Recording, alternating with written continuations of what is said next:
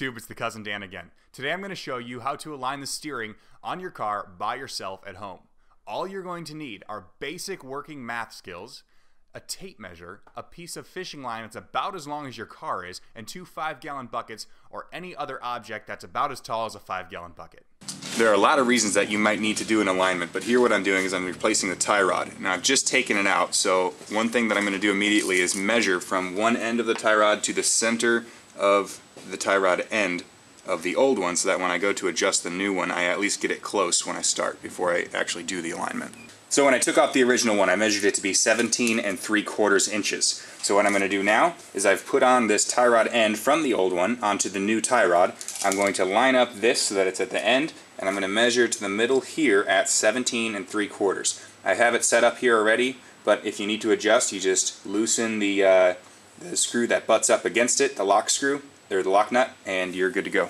Alright, now unlike every federal government program, every tie rod has an end, and you push this up into the hub, or basically the mechanism that holds to the hub. Some call the whole thing a hub.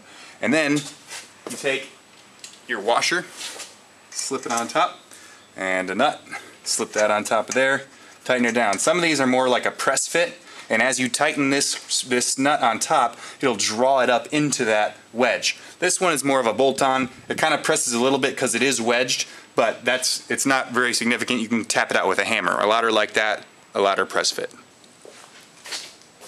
Now when I set the car down off the lift, what I'm going to do is I'm actually going to line these up with some fishing line, and I'll show you that in a second, but I'm going to have to adjust the tie rod as I line it up. That's how I adjust the alignment as I'm measuring it. So I'm going to show you that now, how you adjust it before I set the car down.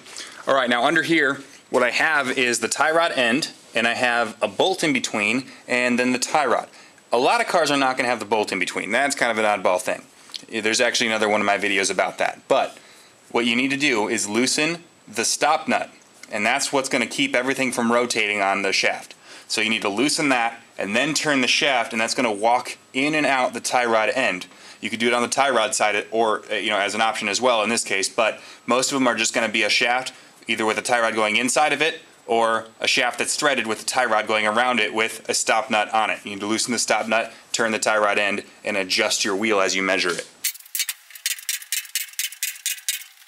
Alright, now that the car's on the ground, I'm going to show you how to do the alignment with fishing line. So I have a bucket here, and I have a bucket at the other end of the car way down there, and I'm going to tie a line between them. So I have, what do I have here? Eagle Claw Premium Fishing Line, 12 pounds. That's exactly what you have to have in order for this to work. Not really. Just tie it onto a bucket. I'm using buckets because they so happens that where the little handle goes in, that's about the same height as the middle of my rim. That's the only reason. Use anything else that won't tug away when you pull on the string and you're good. Here's the most important part of this operation. You need to have somebody in your back bucket and somebody on your front bucket. You need to go to the back wheel. I'll show you on the front, but just be at the back wheel. Measure from the front of the rim, the outside of the rim, to the string. Measure the back of the rim, outside of the rim, to the string. This is on the back wheel because the back wheel is true, straight to the frame, or it very well should be. When you get exactly the same measurement front and back, by moving the buckets to adjust for it, because when you move one it affects the back one too, so you have to have 2 people in order to do this at any reasonable rate of time, then come to the front wheel. Measure the front, measure the back. Make sure, now adjust the end of the tie rod, or the tie rod end, spin it until you can get them very, very close to each other. I am intentionally towing this in though.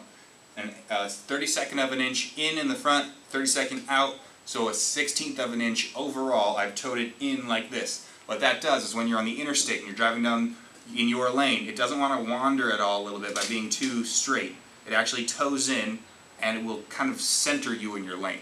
It makes it a lot easier to drive, and it's less of a hassle.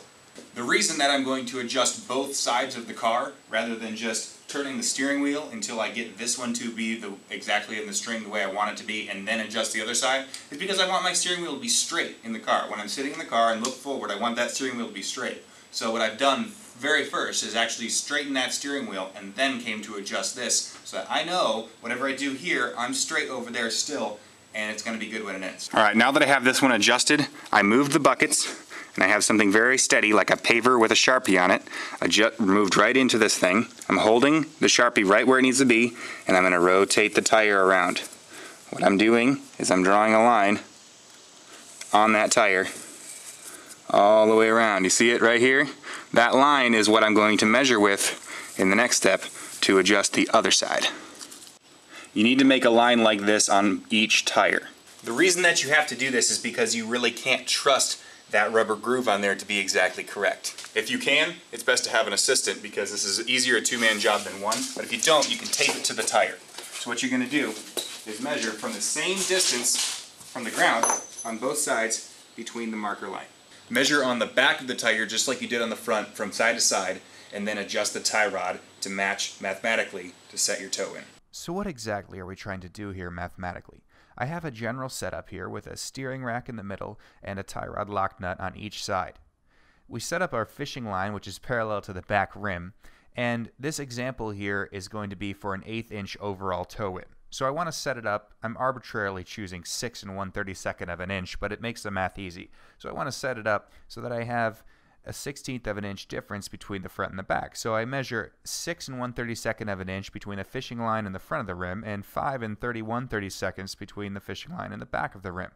When we do the math, we basically divide 6 1/32 of an inch by 5 31/32, and we get 2/32 of an inch.